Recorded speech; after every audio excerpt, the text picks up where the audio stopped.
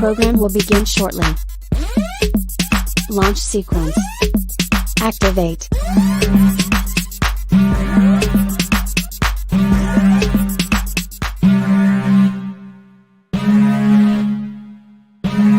Warning, the following content is not politically correct. Viewer discretion is advised.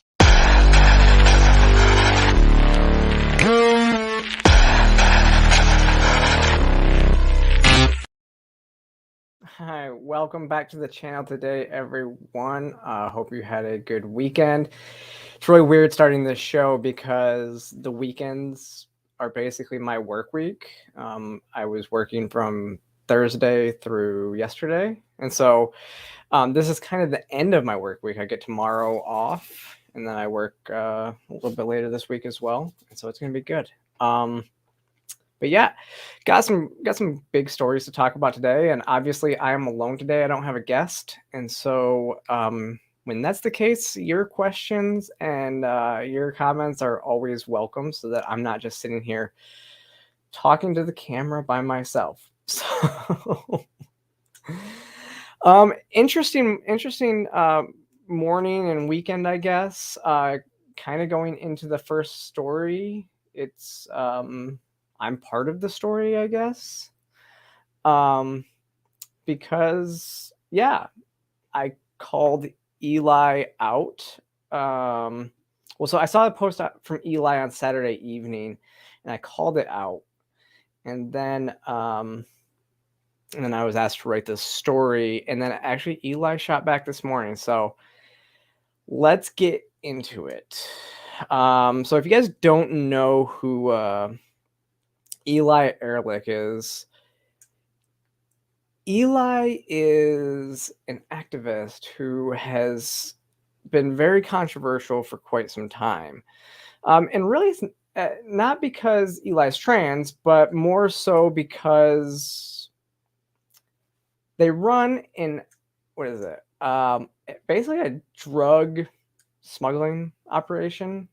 I wouldn't say smuggling. They send cross-sex hormones illegally to children around the country. They've admitted this many times. What's really interesting is this weekend, Eli met with a University of Georgia professor to discuss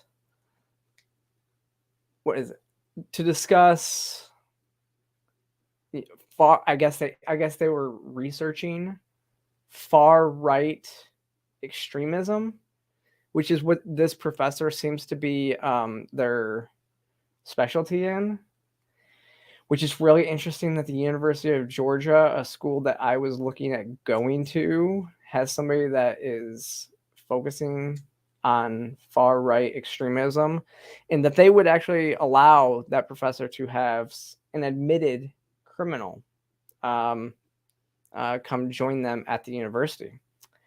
Basically, it's aiding and abetting. So, but I guess since there's no warrants currently out for Eli's arrest, then they wouldn't get in trouble for that. But so let's get into this, though.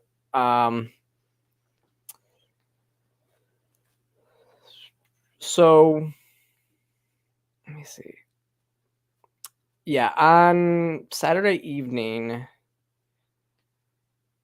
Eli wrote, "I had to hide that I was in Georgia for the past 3 days for my safety as a trans woman," the post read.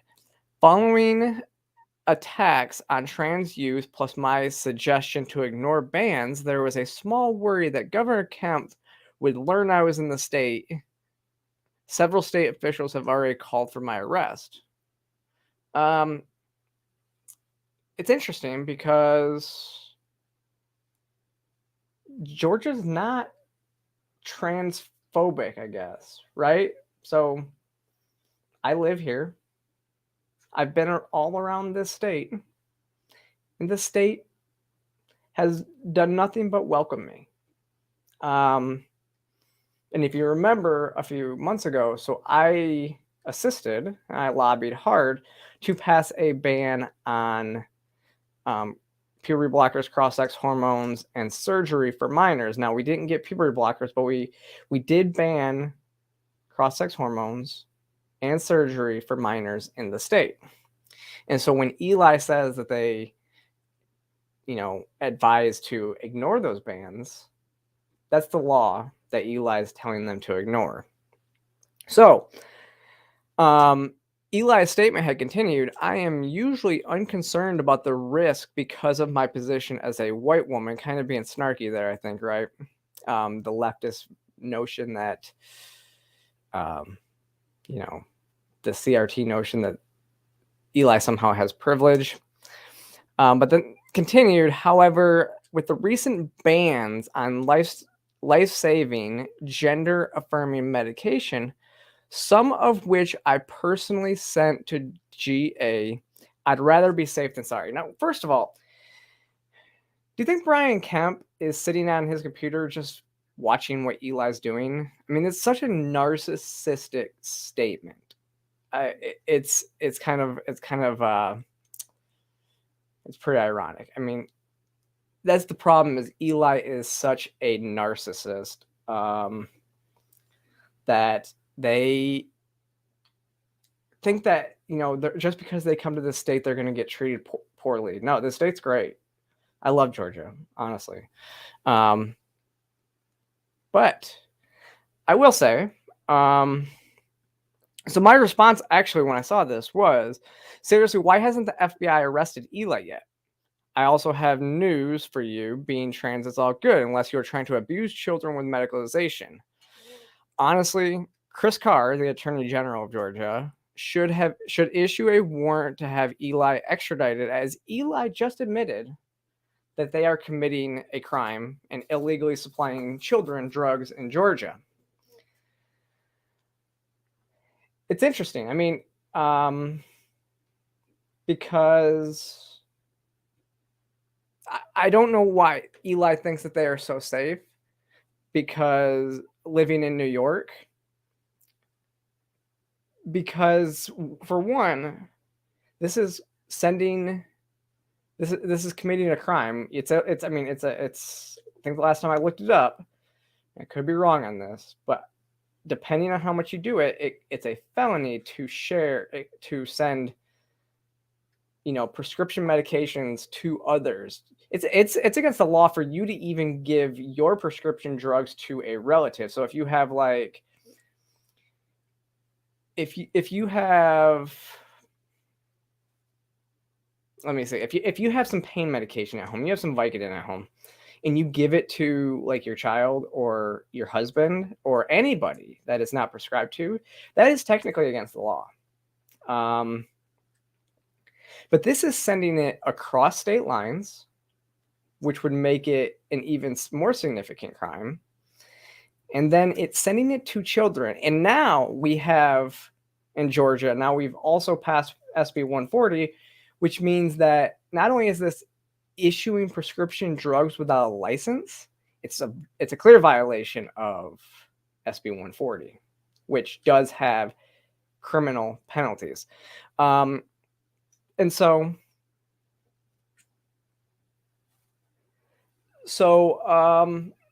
yeah, I mean, we'll see what happens right now.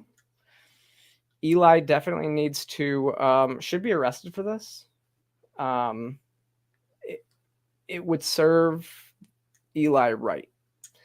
Let me see.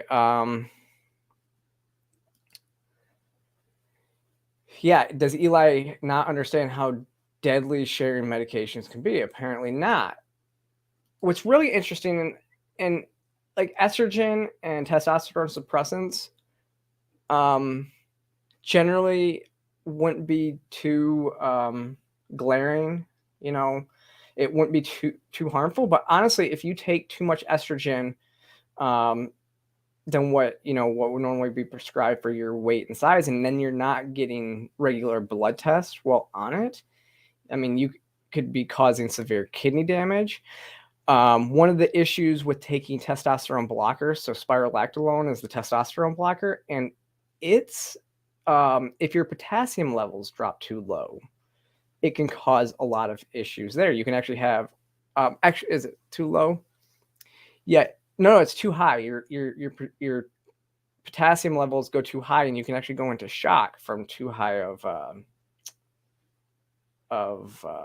that levels. And but if you guys watched my interview on Thursday with Matt Ray, and we talked about testosterone, think about what that could do to a child or to anybody that is not prescribed that medication. Matt was prescribed a higher dose than normal. So if you're just getting these dosages from, somebody on the internet, then you don't know what you're taking. And then dialysis at the whole other thing, because you could hurt your kidneys by what you're taking. You can kill your liver depending on what you're taking. There's a whole lot of stuff that goes into it, and it's not just taking hormones. I mean, this is I in the article I said, because Eli has posted a number of times on social media about operating an illegal drug trafficking operation, because that's what this is. It is a drug trafficking operation. There's no other way to put it. I mean, this could be the FBI, it could be the DEA. I mean, it could be any of those alphabet organizations that do this. On Rumble, Randitarian Sis says Eli seems to be protected to a certain extent, which I just don't think that people are they're not going after Eli for some reason. I think one, Eli, there's really been they're not going after Eli for whatever reason. We know, I mean, they'll prosecute when there's clear evidence. Like in the Sam Britton case. If you guys know, the Sam Britton case is the non-binary official who actually worked for the Biden administration caught stealing luggage. So when there's clear evidence, they will go for it. But Eli sits out here and just admits to it. Like at one point said, I'm now a proud criminal in Mississippi for aiding and abetting life-saving medication for youth. So in all these states that Eli is sending, Eli is saying, I am a proud criminal here. And nobody's looking. Like, this is how you get a warrant. Social media posts admitting to this stuff is how you get a warrant to search like Eli's computer and stuff like that. But need not worry, because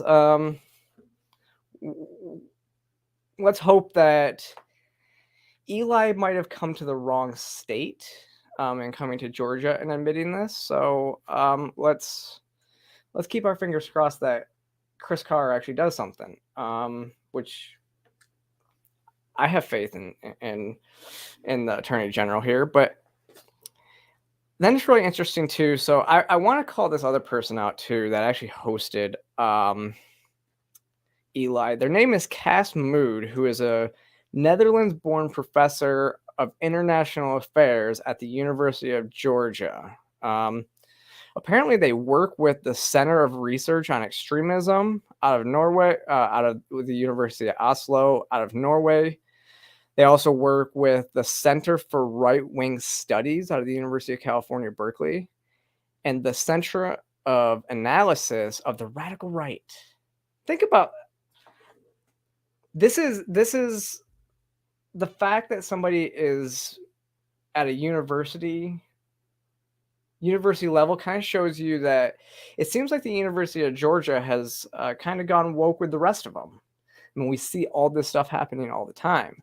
So the fact that somebody's out there studying specifically radical right-wing ideologies and not just extremist ideologies shows you the bias. Now, I would be interested to see if the University of Georgia has somebody that studies the radical left-wing ideologies. That would be interesting to see. But yeah. Eli did shoot back at me on this one, said that they enjoyed the laugh is what Eli said. So I actually responded to that as well and just pointed out the narcissism that Eli has. it's let me see. Let me see if I might be able to go find this. Let me see though. Yeah, Mafia Guido says all universities are woke. That's what it's starting to look like. They are now like left wing propaganda factories in recent years, you know, and it's kind of sad. It's kind of sad when you see like what's happening to the universities. It wasn't completely like that when I was in school, but yeah, I mean, we see they will shut down anybody who's right wing speaking at their universities. Now that they have all these DEI, administrators in the school. And then you saw there was a video not too long ago where the DEI person, I think it was even at Stanford, basically shut down the conversation when the one person was talking. Like they were, it was the Supreme Court justice, and it was on free speech, and they were talking about extremist speech and how universities are supposed to challenge your ideas and teach you to think and not what to think. Wait a second. This caught my eye. Jen McMahon. I should listen to Carlin grooming his free speech Borisenko? Probably not. Sorry.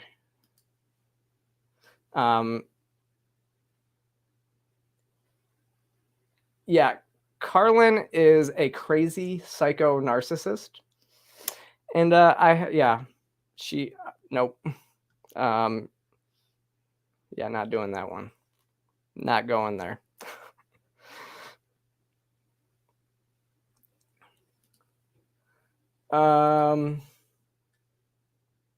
Yeah, in fact, she tried to come after me a couple weeks ago because I made a comment on something. She's not anybody that I would support for literally anything. But that's all I'm going to say about her. I'm sure she'll make 1,000 videos about me now. But yeah, so this was my responsibility. Complete narcissism from Eli. The only reason you should worry about being in Georgia is because you're a criminal. Trans people are not targeted in the state. I've been all over it.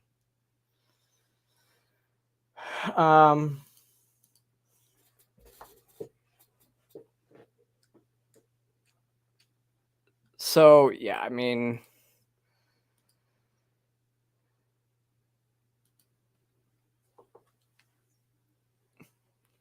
yeah, that's all. I mean, it kind of got me off track a little bit because I don't really want to respond to that.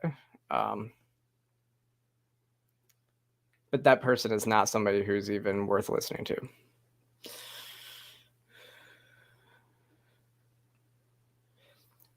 But actually, I'm not sure. Have you guys now talking about being triggered? The State Department has.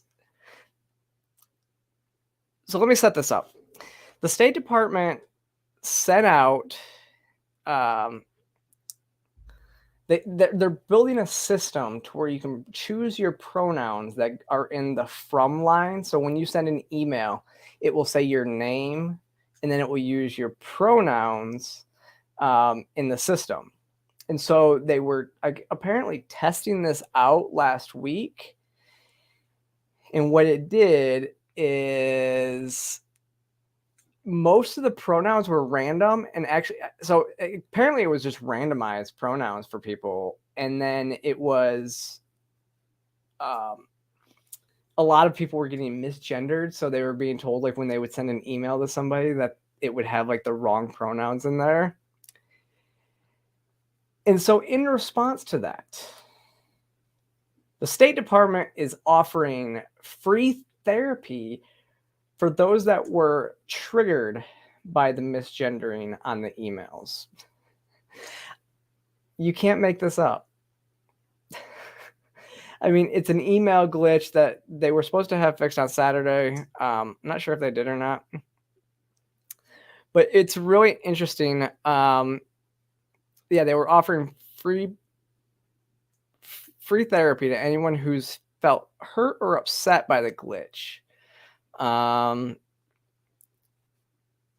is it? Let me see. And then they actually talked to one of the employees of the incident, said a lot of people have been triggered here today.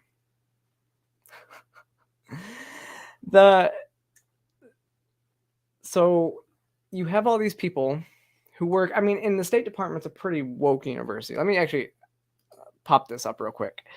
So the State Department's a pretty woke department. I mean, most of the administration is pretty woke.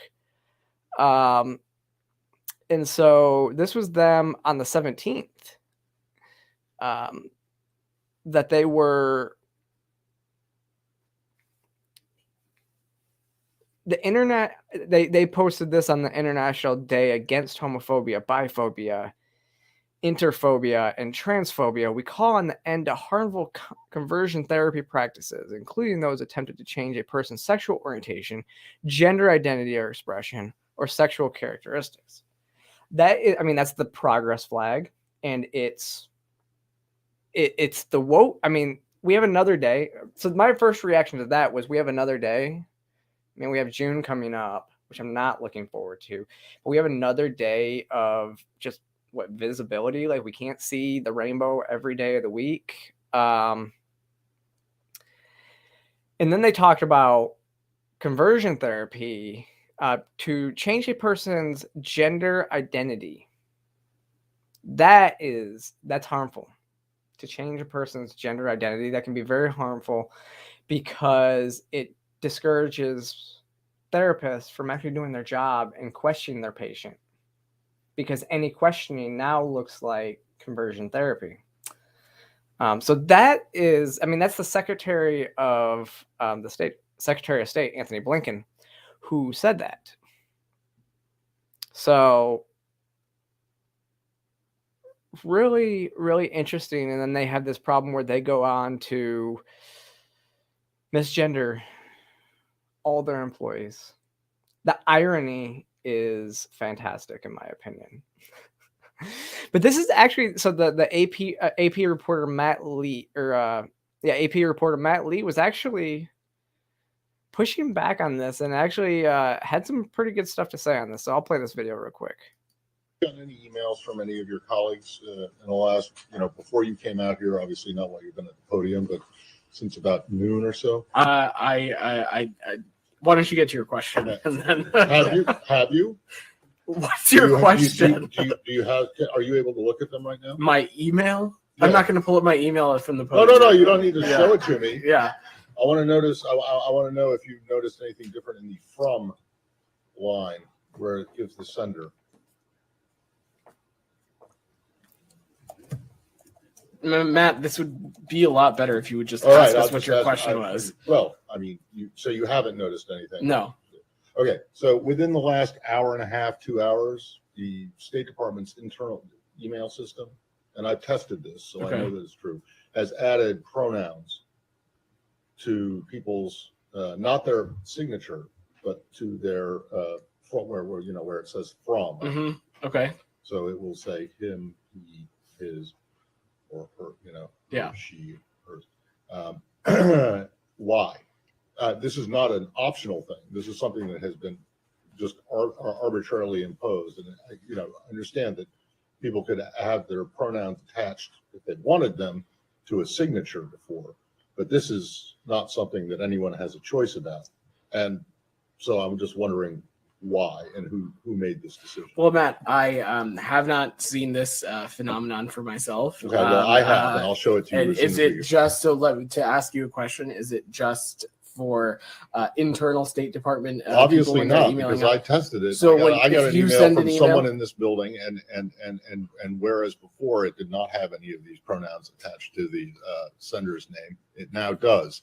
And I've also been told from other people that many of them, or at least, well, when you send it, does it have the? I'll show it to you in a second. Well, what I will just say, if you don't know anything about this, then that's fine. Yeah. Can you look into it? I'm happy to look into it. And then he looked into it and they got everybody therapy. So your tax dollars are now paying for free therapy for all the State Department employees who were triggered by being misgendered. But this brings up an interesting point, right? This isn't in the signature block. This is like artificially imposing it on all their employees. At least in the signature block, if you want to put your pronouns, you can put your pronouns and nobody questions it. And it's just kind of, I mean, it's a red flag for some, but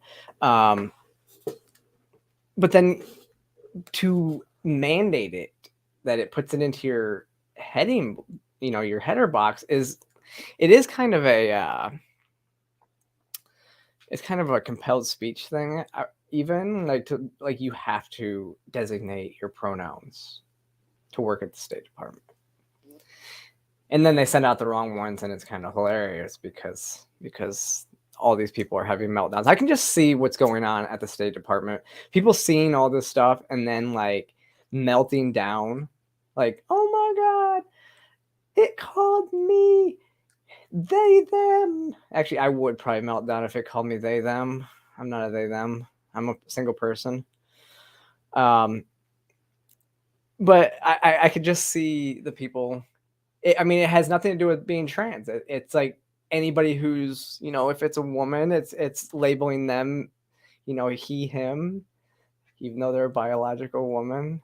It's labeling men, she, her. And it kind of strikes to the heart of the absurdity of the pronoun rituals and pronoun game, that it's so invalidating to people to have the wrong pronouns given to them. Yes, Mandy, you're absolutely right. It's like living on a planet of children. Unfortunately, that's what we see right now. At least in the States, we are seeing a world of children because, and I always go back to, it's the society that we gave everybody trophies, right? When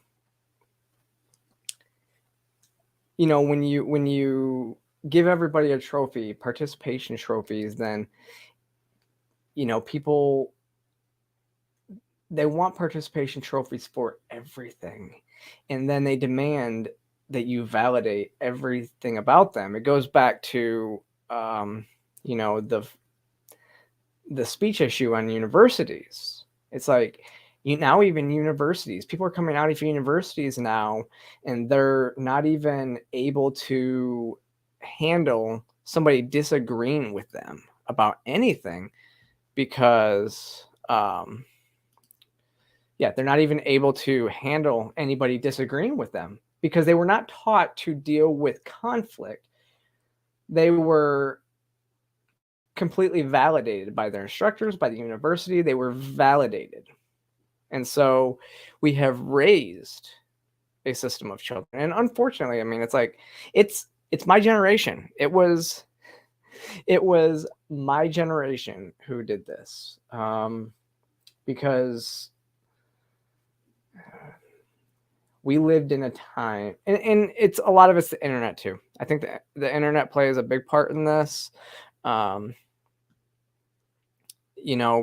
validation. You need constant validation from the outside external forces instead of, getting your validation from within. And that's it's wreaking havoc. And it reminds me too, remember, I always say this is it's kind of, it's first world problems, right? It's like and it actually goes back to what Puff Daddy said, more money, more problems. Because when you have, when you've been given all of this, when you've been given everything, you have to start creating problems.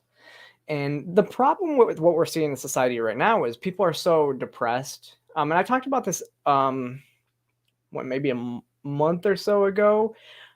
I was on with Olivia Rondeau and my friend Maggie Anders on their show, indoctrinated with fee, and we talked about this because people are having such like mental health issues right now in this country. It's like the worst. And it's because people don't have purpose.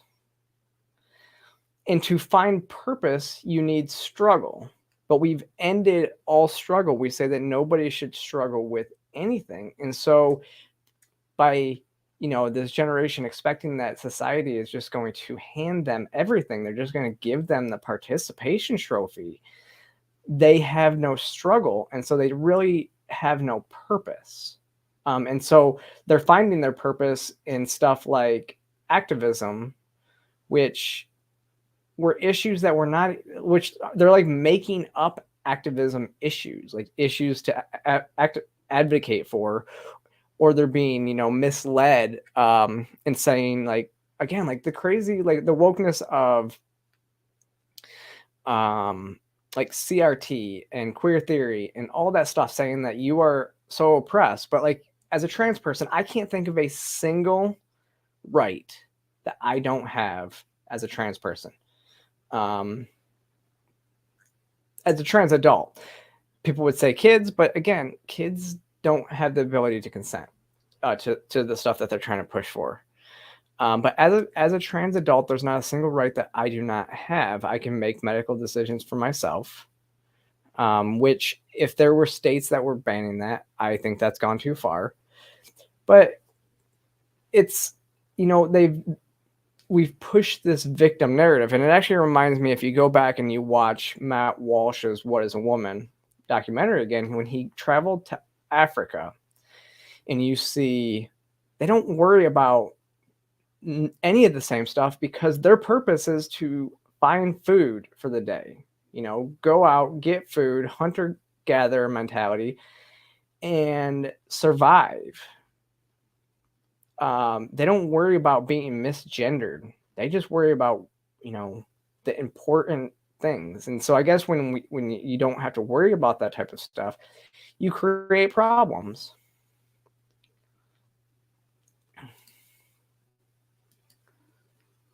Let me see.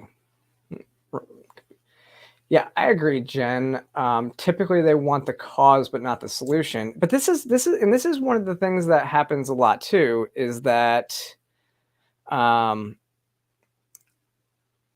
when you put when there's you have an issue, you're right. Most people they will fight, they will advocate against the cause, and they won't provide any solutions.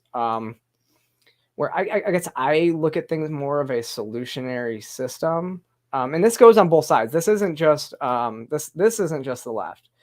When we look at if we talk about like the trans debate or any of this stuff, we talk about that and we see, nobody's actually providing real solutions that would make any change. And actually, a lot of time when I talk to radical feminists about stuff, and I put forth solutions.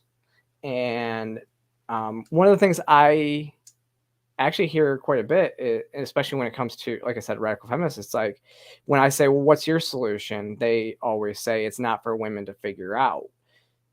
And so it's kind of the same thing. They want the solution, they want the cause, but they don't want to actually bring any solutions to the table other than a hardline stance against it all out, ban and stuff like that.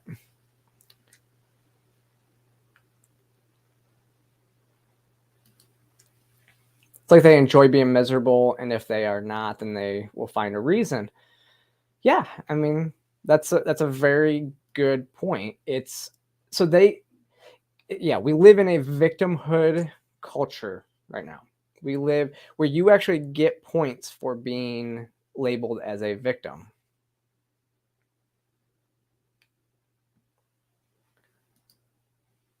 Only way trans people are oppressed is by the TRA is going insane and turning average people against them. Yeah, I mean, I think you're right. I mean, that's how we've gotten to this point, Mafia Guido, is that, the TRAs kind of created these problems. Actually, I go back to, it's interesting because I would go back to 2016. What the hell is this? No. This is not what I wanted to do.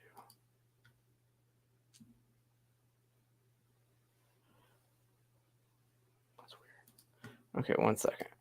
I would go back to 2016 when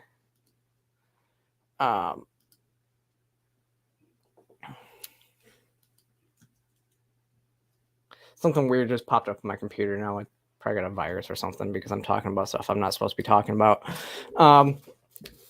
But I would typically go back to 2016 when after gay marriage was legalized, and actually before I go into this, I'm not saying this is the slippery slope per se. I'm saying this is kind of what this is the process. And actually, if you go, I wrote an article about why the slippery slope is a fallacy. I think I presented that on here in one of the earlier episodes. But in 2016, the Charlotte, North Carolina passed the first. It was basically the first self-ID law. So they were basically creating a problem with a solution. There was never any issues with trans people using the bathrooms that they presented as up until that point. But they created the self-ID part, which caused the state of North Carolina to react the way that they did and ban, basically do an all-out ban, which was wildly unpopular. It saw, butch or, more tomboy than butch lesbians to be, outed in bathrooms. And then, and so that's not a solution, is an all-out ban. But yeah, it was the creating of a problem with the solution that was the biggest issue there. And so that's what we're seeing on a much larger scale when it comes to trans acceptance, is we're seeing the left continue, the crazy TRAs continue to create these problems with the solution,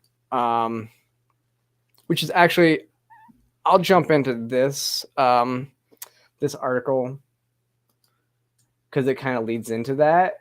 So I won't talk about this one very much because I want to talk about the other one, but this trans person actually is basically Jessica Yaniv 2.0. If you don't know, Jessica Yaniv is a perpetual liar and criminal in Canada, who I think has finally been caught in jail and all this stuff. But this person's basically a self-ID trans woman who's suing. This is the third time that they are suing an organization in the last 13 months or 18 months in New York for discrimination. And this time it was after being told that they had to use the men's locker room. But look, this is what the person posted on their Facebook just a couple of days ago. Full man.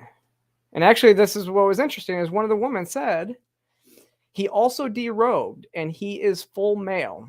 There is 150% man. There were things hanging out. And this person's trying to use the New York anti-discrimination laws to say that they discriminated against them. Now, the thing is the person went in there, talked to the management. The management said, and actually told the management, I want to use a single gendered space or a non-gendered space to change and everything like that. They said they don't have any non-gender spaces. So when they said that, he said, then I want to, I identify as a woman, so I want to use the female space. And they said, no, you can't do that. Took the class instead of leaving. I think at that point, if you're going to do this, then that's their private property rights. But instead of leaving, took the class and then broke the rules and went into the women's locker room. Now, if you know my stance on this. I think that the private property owners have the right to make any rules that they want in their establishments. This person broke the rules, which is not something that I would do. I would have probably left if that was the case, or I would just want to have gone to the bathroom or changed there. I mean, it's up to the business owners have every right to do this, but under New York state law, this could highlight some of the absurdities. So it's really, it really, what the hell? Okay, so my computer keeps doing this. That is really weird. No, I'm not answering these stupid questions, AT&T. It's their property, their rules. If you don't like it, go home. That's always been my solution to the bathroom issue. Is every private business owner has the right to make the decision on their property. And if you don't like it, then don't go there. It's the free market solution. But this person is actually causing harm to the trans community by going in there and suing, because it just makes us look crazy. But at the end of the day, maybe it'll get rid of these self-ID laws, and maybe we can actually look at, allowing private property owners to, create the rules for their property. That should be what happens, but it's absolutely, it's pretty crazy what's going on there. But on to the next one. This was actually what I was going to present just a second ago, but that story moved right along into what we were discussing, so it's good. Let me see. But if you didn't know, so Hunter Biden's poor. Did y'all know that? Apparently he's poor, but he took a $55,000 private jet ride to the hearing to then claim he was too poor to pay child support. So if you don't know, this is Hunter Biden has a, so this is the person that is, so Hunter Biden has never seen this child. He initially said that this was not his child, until paternity results said it was. And then, and so he was ordered, let me see, I think it says it in here, but it was let me see, it was let me see. It's a,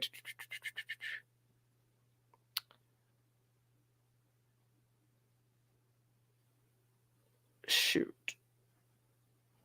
Okay, so he paid $2.5 million in 2020 to the baby's mother, and then part of the settlement was that he would pay $20,000 a month in child support. And he was going there to say that circumstances have changed, and he just he doesn't have the money. But he spent double. He spent 2 months worth of child support on a private jet to get there. Amazing how that happens. And there's been some talk that it's probably some shell game where Hunter's money's at. We all kind of know how this works. Yeah, I mean, Mafia, I guess, 2% was just too much for the big guy. He can't handle that much. So, but he flies around in private jets. It's kind of interesting. I honestly, the most disgusting part about this whole thing is, like I said, Hunter Biden has apparently never seen this child. Doesn't want anything to do with this child. The White House, anytime asked about the child, will ignore the questions. And then when she got pregnant, Hunter was dating his late brother's wife at the time. So he was dating his sister-in-law. So he was dating Beau's wife when he cheated on her and got this woman pregnant with this child. It's just a really, this is the son of the President of the United States. And the president, will not say anything about Hunter. The media just ignores stories like this. Like the post-millennials, the only and organizations like it are the only ones that kind of cover this type of stuff. It's just absolutely amazing to me that they cover so much for Hunter Biden. They cover so much. I can't at this point. I can't. But yeah, Jen, I mean, you're right.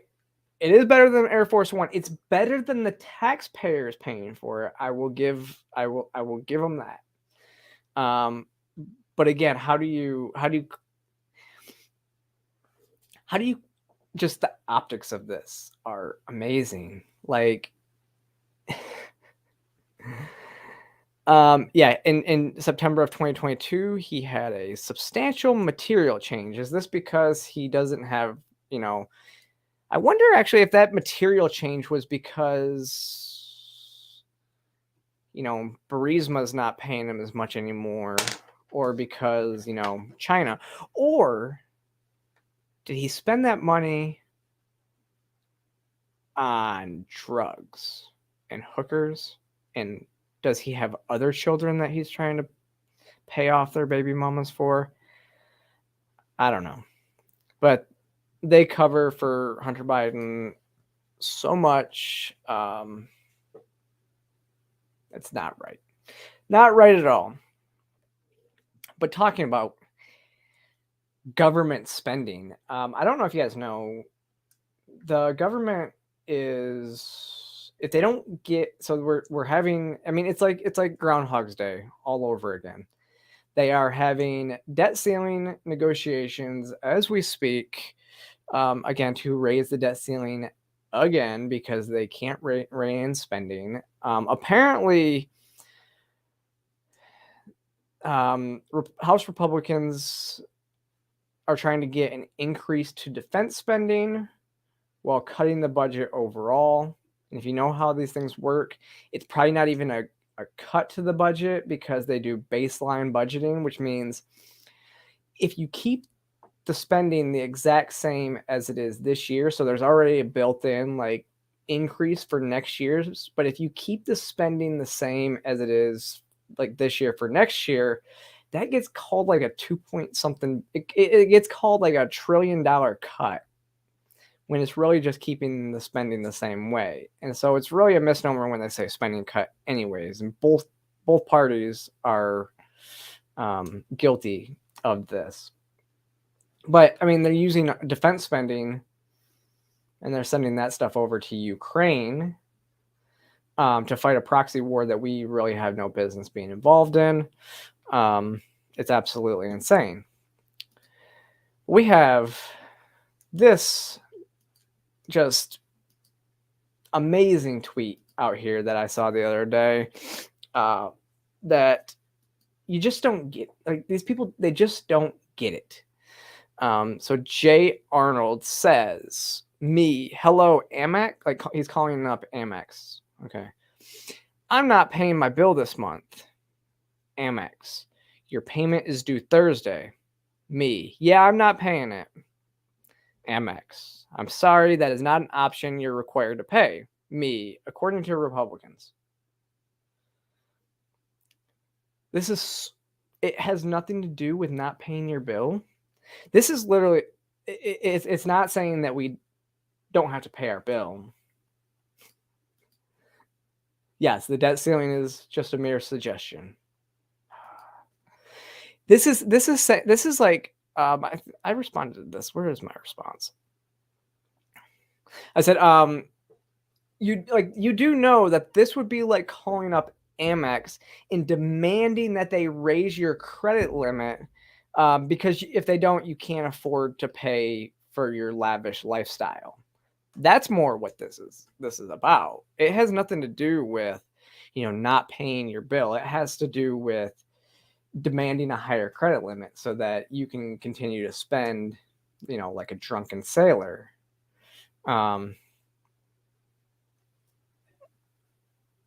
Which apparently the drunken sailors are now spending that money on drag queens. So, I mean, that's what that money is going to.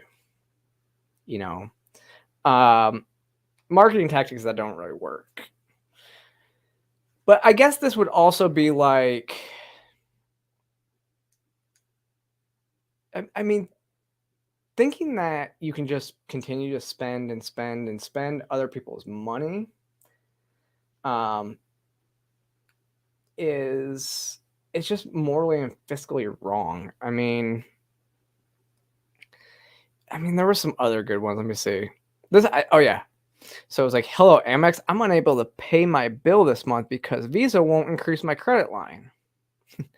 You shouldn't be paying one credit card bill with another one. Maybe you should spend less money you don't have. Not according to Democrats. I mean, that's what it is. I mean, well, and that's not just a Democrat issue. Both parties are the same when it comes to this.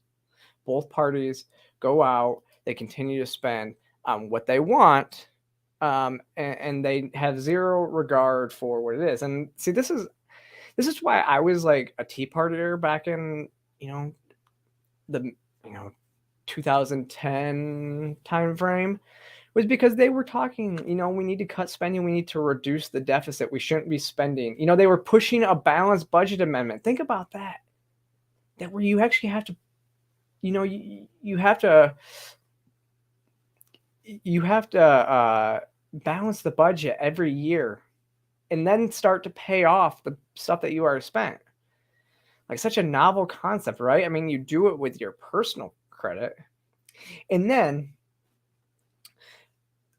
Chuck Schumer, I saw he had a tweet out earlier that said that Republicans, so under the Trump administration, Republicans had a $2 trillion tax cut on the wealthy, and they're refusing to pay for it.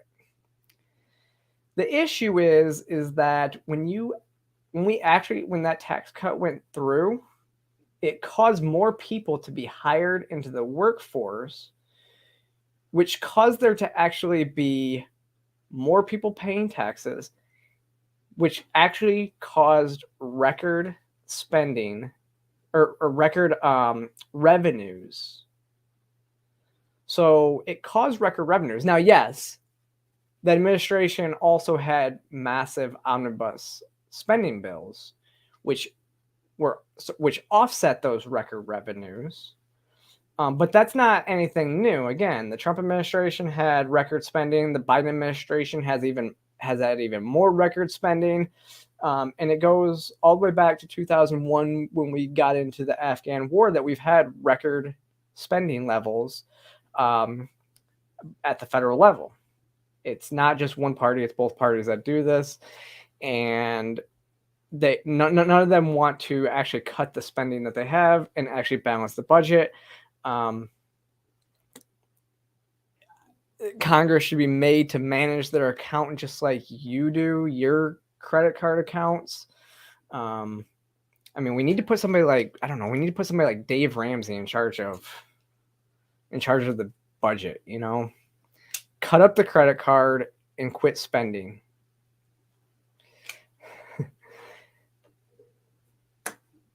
I mean, I just can't imagine running my own personal finances like this.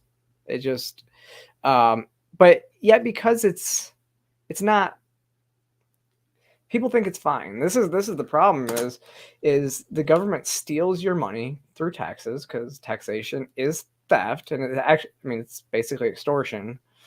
And so they steal your money and then they spend it. The people who vote never really see the money that comes out. A lot of people that vote don't actually see the money, like their taxes. Which is why. Let's talk about taxes for a second. When you get a refund at the end of the year, it means you paid too much in. People think that it's free money, but it's not. It's your money that was taken out all year long. It's not free money. It was yours. You just gave the government a free loan. And I've actually done this one time. I used the IRS calculator to see how many exemptions I should take. And I ended up in the excess money that I was taking that year, I was putting into mutual funds. And so I was putting them into investments. So it was every month it was a little bit of money that I could put into mutual funds. I think I ended up owing the government at the end of the year. I owed them like $100, which was, I always wanted it to be like I was plus or minus 100. So I think I owed like $100, but I made like $300 in dividends on mutual funds. And so the opportunity cost of not paying too much in taxes was actually greater, and investing it was better than paying, just giving it free to the government. On top of that too, I think that people would worry more about where their tax money was going, and actually they would be demanding lower taxes if they had to write a check to the government every quarter like business owners do. And so right now I run all my stuff through an LLC, and I have to pay myself my taxes. So I have to pay myself. So I pay myself a paycheck every week, and then you pay, but then every quarter I have to pay the government all my taxes, and so I have to send the check to the state, and then I have to send a check to the federal government for income taxes, and then I have to send another check for unemployment insurance and all the payroll taxes. And so if people actually had to do that with their individual statements, they wouldn't be so they wouldn't be so inclined to give the government more money. They would actually probably be like, this is how much I pay in taxes? Why are they taking so many taxes from me? Most people don't pay attention because it's like, what is it? It's not out of sight, out of mind, which that is exactly why, that's exactly why the government did it. It's why the government told businesses that businesses will pay your taxes, because they know that it's out of sight, out of mind. And so you're just going to think that you're getting free money at the end of the year. Jen says, I blame it all on TurboTax.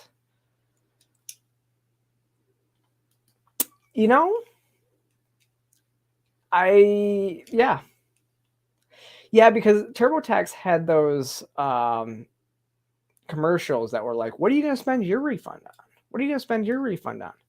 It's like, you shouldn't want to get a refund. You should want to be at like zero. Zero is the goal. Zero is always the goal. Yes, and this is actually a great add-on to what I was saying too, Mafia Guido, because it says, and with direct deposit, now no one sees their check breakdown either. You're right. You get your check, you get the breakdown, and actually most of that's even digital. So it goes to your email, and you just open it, you look at it for a second, and you go, okay. And then I used to look every once in a while to see like what my tax burden was for the year. But it was nothing I would look at every week. So you don't even really see like $100 here, $100 there, and it breaks it down. No, you're absolutely right. They just deposit it into your check. It's like, hey, I got money. Hey, I got money. And so you just budget off of what that is, and you don't even really know how much it is. And most people, when it comes tax time, they're like, oh my gosh, I'm getting so much back. But like, adjust, and I can't give anybody tax advice on here because that's not my. This is not advice. This is not advice. I should have said that at the beginning when I talk about this stuff, because I'm not an accountant. I actually have an accountant, but and I'm not a financial advisor either. But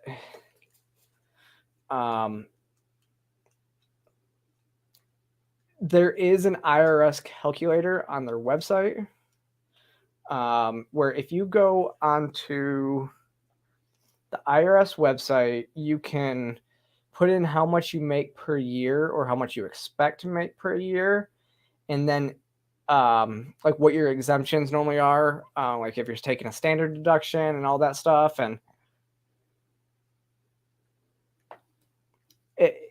so you go like what your standard deduction is, everything like that. You put in all your information, and it will spit out how much you should be, like how many exemptions you should be taking. And it's actually really useful. I mean, it's useful. Now, if you're self-employed, it's a little bit more difficult. Obviously, you have to adjust depending on if it's a steady, if you're getting paid steady, or your money goes up and down in flux. Like, yeah, so it's interesting. It's interesting like that. Isn't it like the first 3 or 4 hours of a workday goes directly to tax? Well, if you're working a standard 8 hours, let me see. Let me break out the calculator here real quick. It depends. I mean, obviously, it depends on what your tax bracket is. But if you're working, let me see. It would. Let me see. Now it would be something like the first 2 hours, depending on, like I said, if it's the first 2 hours, if you are working, and you're in like the 25% tax bracket, which is actually a pretty high tax bracket though. If you're only working 8 hours, then I mean that would be 2 hours. Your first 2 hours of the day would go directly to taxes. That's also, unless you include the payroll taxes that your company has to pay for you. So I think this is when people talk about taxes and stuff, it's like corporations don't pay taxes, they pass it on to you. So you're always going to pay for your taxes no matter what. They also pay sales tax. The consumer pays sales tax. So corporations, when they say increase taxes on corporations, it means that increased taxes on the corporation's consumers and employees, not on the corporation itself. They always pass through taxes. Doesn't matter. But what most people don't realize is your company pays a percentage of your taxes. So like what you see on your paycheck. So say you have $100. Like it shows you're paying $100 in federal income tax. Your company pays, I don't know if it's a match. I'm not an accountant, but I know when I look at it on my business portal, I see that I pay my taxes for my personal, and then the business pays an extra amount of taxes. Okay, so it's like a 20-80 split. So yeah. So you pay 80% of the taxes and your employer pays like 20% of the taxes. Which really means that you pay for all of your taxes, because they'll just give you a lower salary to pay for all your taxes. So, or they'll pass it on to the consumer, because that goes into all the stuff that is a cost of goods sold. It doesn't really matter. It's a cost of goods sold. And so the consumer will end up paying that as well. It's just how it goes. But we're at the top of the hour. We made it. No, thank you guys for joining me. This was good. Ended up going down a little bit of a rabbit hole that I wasn't expecting to go down there about taxes and stuff. Again, taxes, extortion, theft. If you don't know how it's extortion, think about it. So extortion is like the mafia will extort a business for protection, right? So they'll say, if you don't do this, if you don't pay us a protection fee, they basically say that we'll come rob you. We'll destroy your business. So the government says, if you don't pay us taxes, so your hard-earned money, so if you don't pay us your hard-earned money, we will send the police with guns to arrest you. that's extortion. I mean, it's armed robbery or extortion, depending on how you want to look at it. So with that, I would like to again thank you guys for joining me. This was fun. A lot of big things coming up here pretty soon. I'm not announcing anything yet, but yeah, got some stuff coming up. I will be back next week. I think if you watched my interview with Matt Ray last week, I said I did a video with Shapeshifter when he was in town was it 2 weeks ago now? And we did a good video. It was just kind of a fun, quick video. I gotta edit that. I'll get it out to you probably by the end of this week. But so be watching for that, and then yeah, I'll be back next week. And yeah, so without further ado, go follow me across all social media platforms. Especially go follow on Rumble. With everything going on with YouTube, it's going to be hard to keep going. So go follow me on Rumble. We will see. It's